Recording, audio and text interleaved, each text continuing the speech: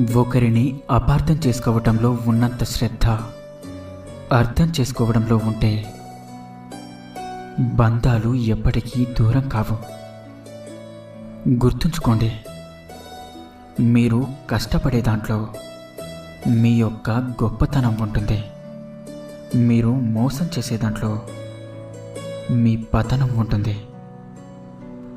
సంస్కారం ఉన్నవారు ఎవరు కూడా ఇతరులను అగౌరవపరిచేలా ఎప్పుడూ వ్యవహరించరు. ఆవేశాన్ని అదుపులో పెట్టుకొని అరవటం తగ్గించి ఆలోచించడం మొదలు పెడితే అవతలి వాళ్ళ బాధేమిటో కూడా మీకు అర్థమవుతుంది. నీ చేతిలోని డబ్బు, అలాగే నీ నోటి వెంట వచ్చే మాట, ఈ రెండు